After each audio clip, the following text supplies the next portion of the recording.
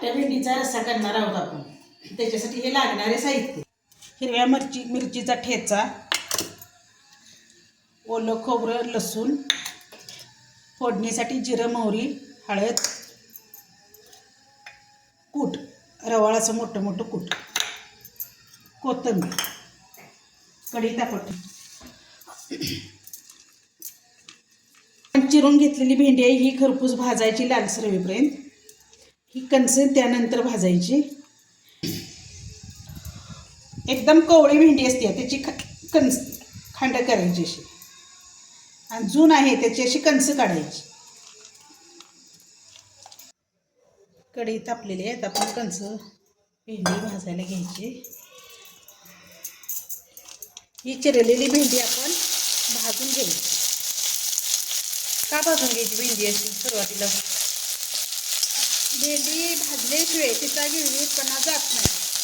त्यामुळे लालसर होईपर्यंत भेंडी भाजली का अशी लाळ तयार होत नाही त्याची.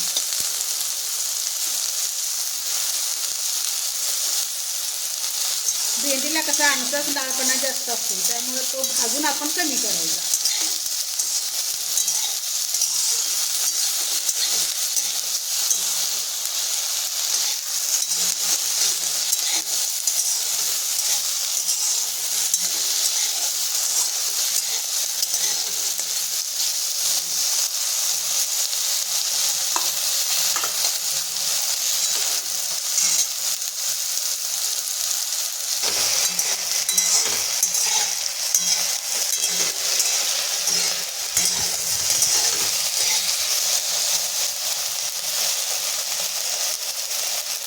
भाजताना भेंडी ही नेहमी अशी परतत राहायची, नाहीतर एका बाजूला भाजली जाते एका बाजूला हिरवी राहते. दोन्ही बाजूंना भेंडी पूर्ण भाजली पाहिजे.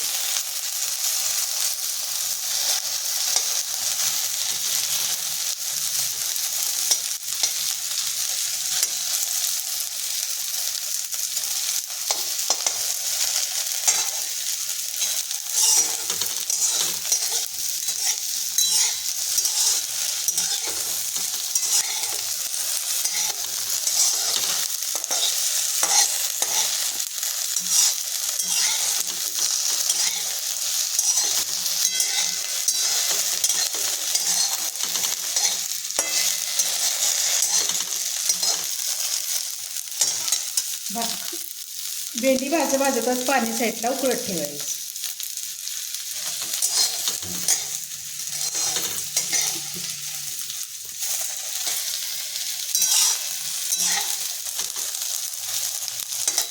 कारण किती वेळ भाजायचं?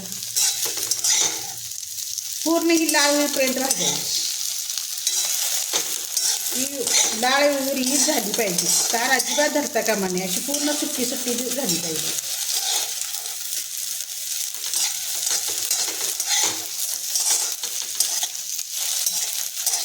भेंडी आपण तिखट घालून करू शकतो का? मिरचीला ऑप्शन तिखट घालून करू शकतो, पण जी हिरव्या मिरचीची जी चव आहे ती तिखटला नाही, म्हणून आपण हिरवी मिरची वापरायची. काटं भेंडी आपण भाकरी बरोबर खायची का चपाती बरोबर? नाही, भाकरीच पाहिजे ना, खमंग चुलीवरची भाकरीच पाहिजे. आपण कशी चुलीवरची भाकरी गॅसवरची भाकरी आपण चुलीवानी केली ना, अशी भाकरी खमंग पाहिजे. भेंडी घ्यायची काढून.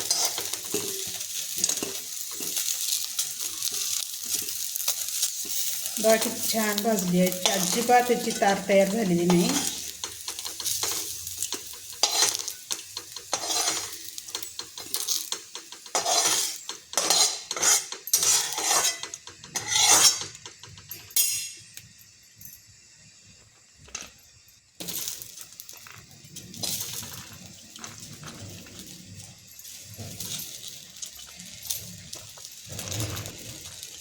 ही कणसं आता भाजण्यासाठी आपण टाकलेत ना, ती थोडी भाजत आली का नंतर हे बी टाकायचं, कारण कणसाबरोबर जर बी टाकलं तर बी करपून जाते, मग थोड्या वेळाने टाकायचं.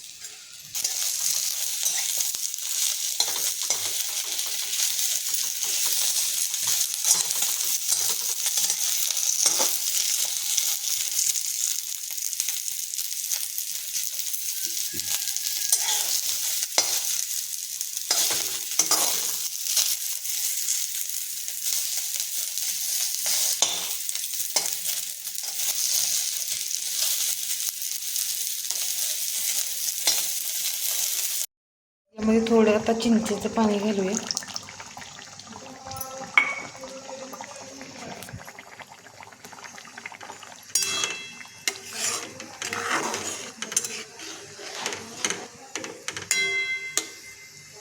वा, हे मस्त सुगंध यायला लागला याचा. यामुळे आता शिजून तयार आहे. यावर आता आपण थोडीशी कोथिंबीर घालूया.